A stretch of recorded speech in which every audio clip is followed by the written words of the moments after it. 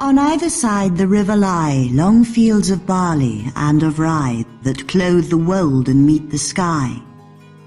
And through the field the road runs by to many-towered Camelot. And up and down the people go, gazing where the lilies blow, round an island there below, the island of Shalott.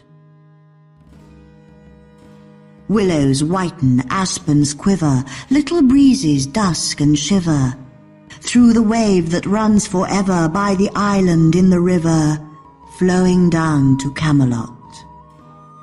4 grey walls and 4 grey towers overlook a space of flowers, and the silent isle embowers the Lady of Shalott.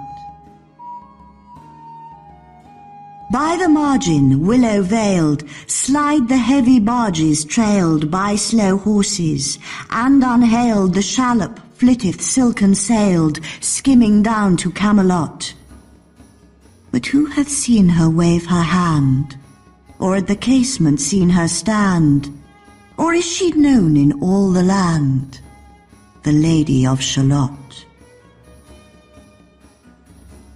Only reapers reaping early, in among the bearded barley, hear a song that echoes cheerly from the river winding clearly down to towered Camelot. And by the moon the reaper weary, piling sheaves in uplands airy, listening whispers, "'Tis the fairy Lady of Shalott." There she weaves by night and day a magic web with colours gay. She has heard a whisper say, a curse is on her if she stay to look down to Camelot. She knows not what the curse may be, and so she weaveth steadily, and little other care hath she, the Lady of Shalott. And moving through a mirror clear, that hangs before her all the year, shadows of the world appear. There she sees the highway near, winding down to Camelot. There the river eddy whirls, and there the surly village churls, and the red cloaks of market girls pass onward from Shalott. Sometimes a troop of damsels glad, an abbot on an ambling pad, sometimes a curly shepherd lad, or long-haired page in crimson clad, goes by to towered Camelot.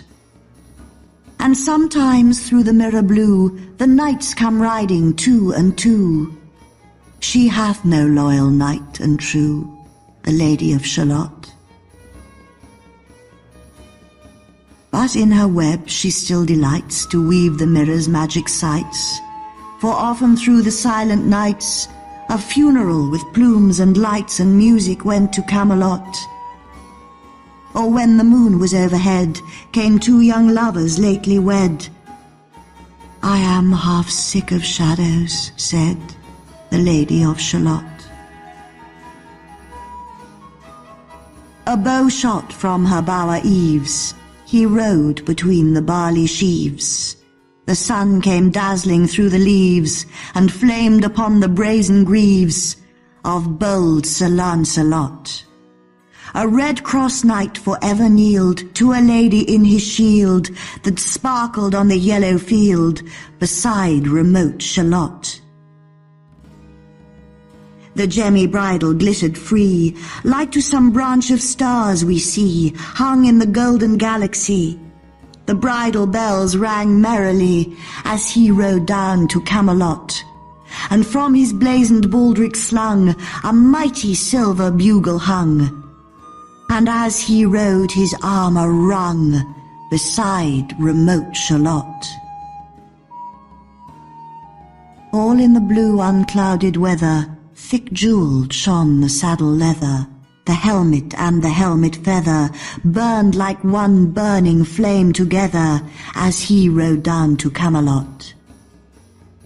As often through the purple night, below the starry clusters bright, some bearded meteor trailing light moves over still Shalott. His broad, clear brow in sunlight glowed. On burnished hooves his war-horse trode. From underneath his helmet flowed his coal-black curls as on he rode down to Camelot. From the bank and from the river he flashed into the crystal mirror. Tirra-lirra by the river sang Sir Lancelot. She left the web, she left the loom.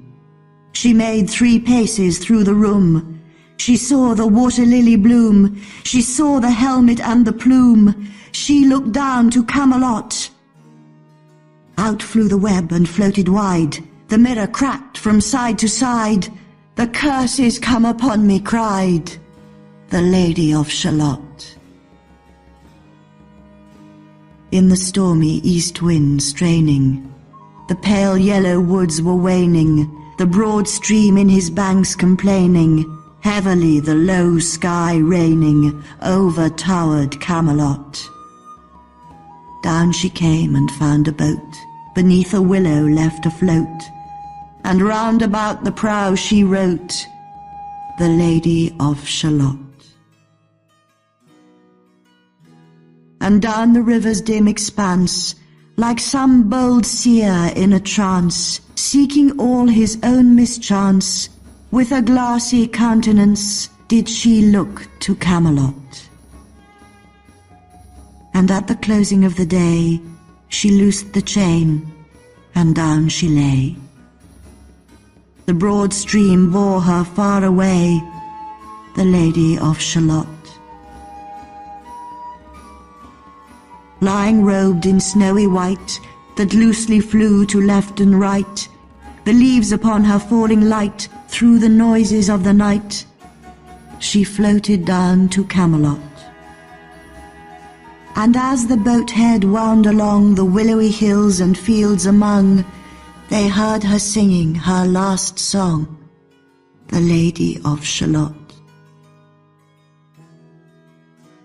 Heard a carol, mournful, holy, chanted loudly, chanted lowly, till her blood was frozen slowly, and her eyes were darkened wholly, turned to towered Camelot.